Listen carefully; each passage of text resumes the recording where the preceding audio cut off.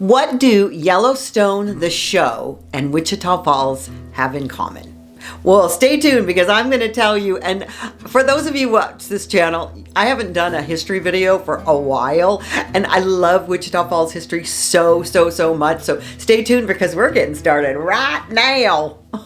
I wish I had a cowboy hat. I don't. I live in Texas. I should have a cowboy hat. Stay tuned. Here we go. Hey, y'all. I love my little Texas accent being from Southern California.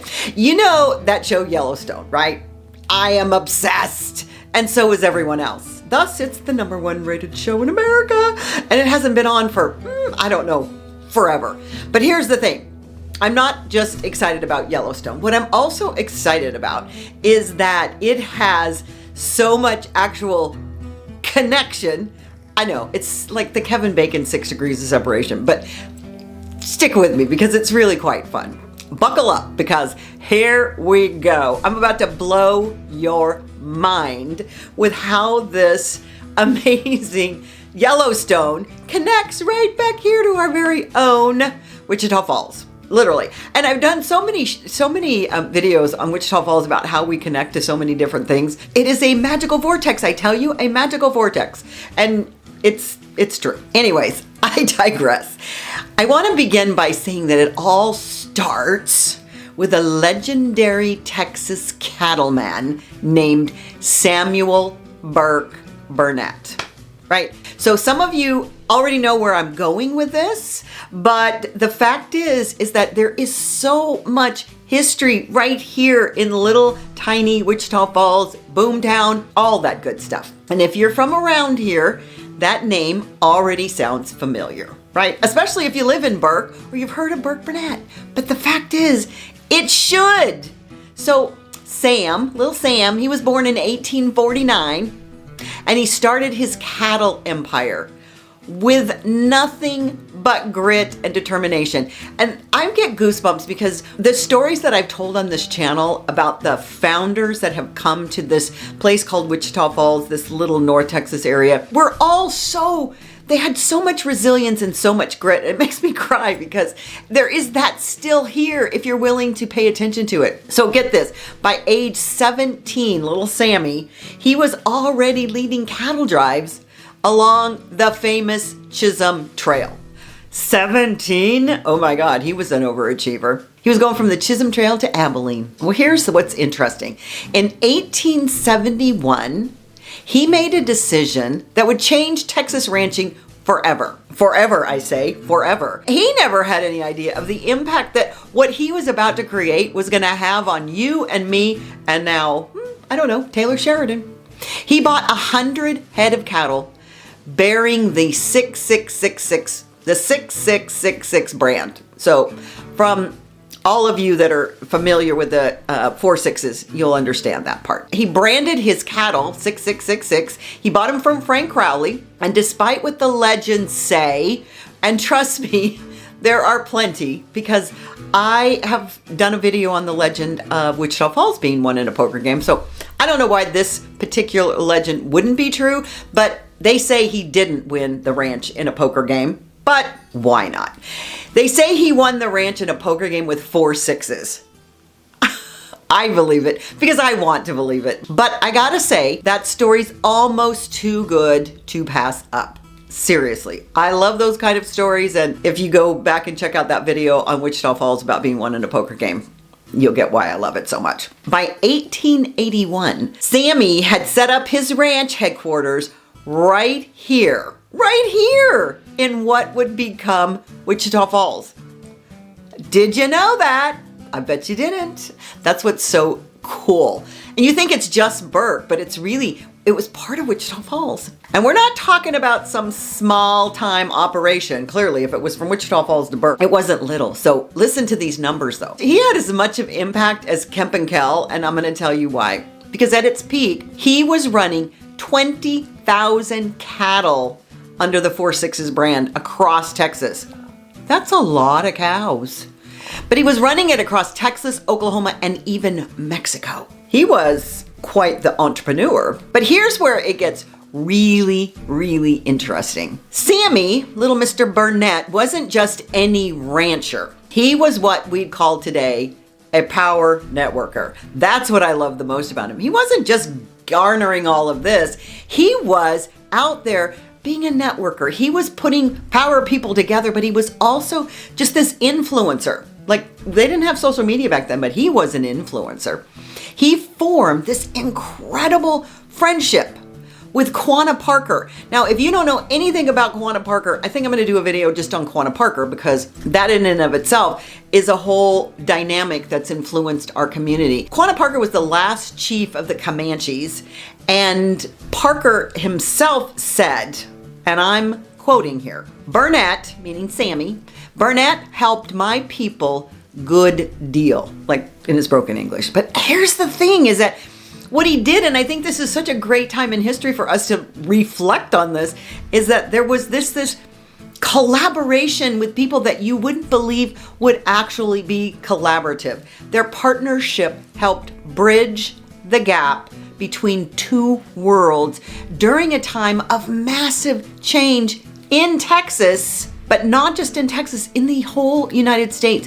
And this is what's so, I don't know, it feels really congruent to me right now, what's happening in our country, because there is a need for us all to come together and to really begin to see how we have more in common than we have as differences. And oh yeah, speaking of powerful friends, oh, Sammy, he wasn't lack for beautiful friends. And I don't know, this is all just coming to me right now because I'm so excited about this video. What if it was Trump and Elon Musk and the Democrats? I don't know. But anyways, one of his friends was Theodore Roosevelt. In 1905, Sammy hosted the president, Roosevelt, the president of the United States, for what? Right?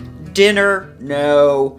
A brunch? No. A meeting? No. A wolf hunt. Because he had all this land, right? He had a wolf hunt. And let me tell you, that hunt changed the map of North Texas forever. That's why this is so key. Roosevelt was so impressed with Sam Burnett that he suggested naming a whole town after him. Gee, drum roll. Can you imagine what it was? That's exactly what happened. The town we know as Burnett was the idea of Roosevelt. Imagine that. Now, if that was the only thing that happened, that would be pretty sensational. But here, it gets better. Remember, and I've also told you many, many times about these videos, these enterprising fellows named Kemp and Kell, familiar names? Done videos on them, go check it out. In 1907, they saw an opportunity. They're like, hey, how come this guy's got the president of the United States over there at his little ranch? Kemp and Kell saw an opportunity because they were very enterprising individuals as well. They saw an opportunity to expand their railroad through Sammy's land, right? Which they're now going to be calling Burnett. The town lot sale they held on June 6, 1907 marks the official beginning of Burnett. Yay! How fun is that? So, I don't know. I love this story so much I can't even tell you. But hold on to your hats because there's more. Because the real excitement was yet to come. Are you ready? In 1918, and some of you already know this. If you're paying attention, you kind of know the story already, but I think they should make a movie about it. I think I'll call Taylor Sheridan and say, you should do a show on Burnett or Wichita Falls or North Texas or someplace. But anyways, in 1918, they struck oil on S.L. Fowler's farm, which is exactly where this current day Burnett is. And when I say struck, I mean struck, because anybody that knows anything, you know that the town of Boomtown, the movie Boomtown, is based on Burnett, but I'm giving away the punchline. We're talking about a 2,200 barrel gusher that turned this quiet cattle town, this beautiful Burnett, into a full-blown boomtown, literally overnight. Literally overnight. The population exploded from 1,500, a little sleepy town, little cow town, to 15,000 in just 1 year. That's a lot. And this story was so incredible that Hollywood, of course, couldn't resist it. In 1940, they made Boomtown the movie, starring, of all amazing people, Clark Gable and Spencer Tracy. What a great, great classic. So think about that. Our local history was such a big deal that it attracted the biggest stars in Hollywood back then. We are amazing! Think about it, how fun this place is. So let's fast forward to today.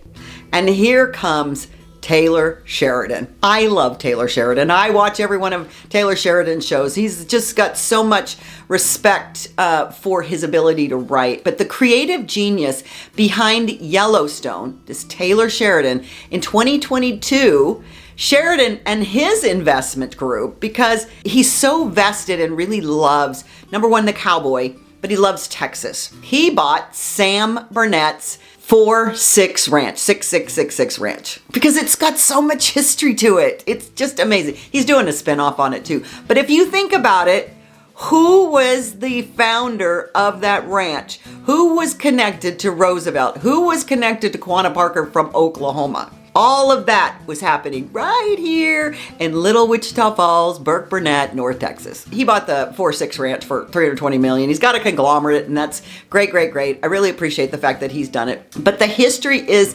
so connected to us. So the official description of this upcoming spin-off series, the 4-6s, is perfect. Perfect, perfect, perfect.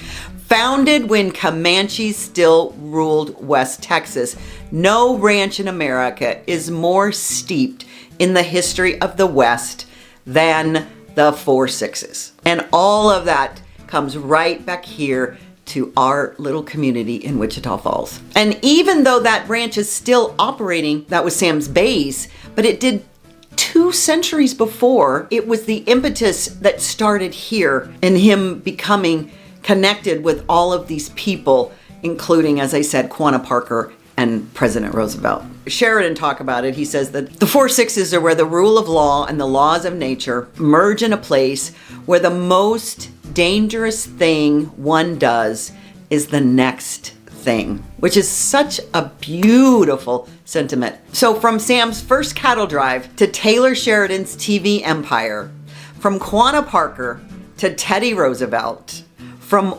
oil gushers to Air Force jets, which is what we have another legacy about. Our story, this beautiful Wichita Falls story, just keeps getting bigger and better. And when you look at Wichita Falls today, you might see a quiet Texas town, but now you know better. This place, it's where legends were born, where history was made, and where the spirit of the West is still very much alive. And just like Sam Burnett knew all those years ago, this is still God's country, and there's no place quite like it on earth.